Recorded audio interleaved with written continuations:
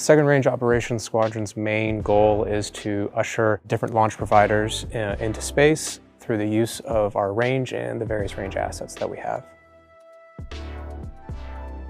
So day to day, we are in constant communication with different launch providers. SpaceX, United Launch Alliance, Firefly 2 is a new one. And then we're constantly asking kind of what their requirements are and how we can arrange the range to kind of meet those requirements. So the Space Force is always trying to move towards a more digital-based force. So 2ROPS is definitely taking that and running with it. As we've gotten more and more launches, we're definitely trying to transition to that more digital type of structure. 2ROPS' main goal is to ensure public safety, both on Vandenberg and in the surrounding area. So we're partnering with safety here on base and as well as our launch providers to ensure that.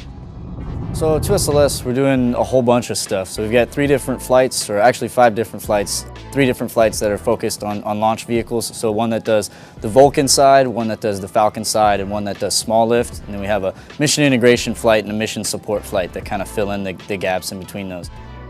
Day to day, our engineering flights are looking at kind of the history of the launch vehicles and doing fleet surveillance, what we like to call it. So if you think of rockets in terms of like a jet fleet, but for rockets, we do the same thing. So we want to make sure that issues that we see on one particular launch, we want to monitor them and assess them and understand them before we go into the next launch, so that if that same issue comes up, we can say, oh, hey, we've seen this before, we know what to do. So that's our day-to-day operations from an engineering standpoint. The ops tempo increase has been a big thing for us, and like you said, we are seeing a massive increase, almost 200%. So 12 launches in previous years and now up to almost over 30 this year. So we've done internally, our 2SLS team, we've kind of sharpened the pencils and looked to see what we can do to slim down our launch team. So typically for launches in previous years, we would have almost 30 people.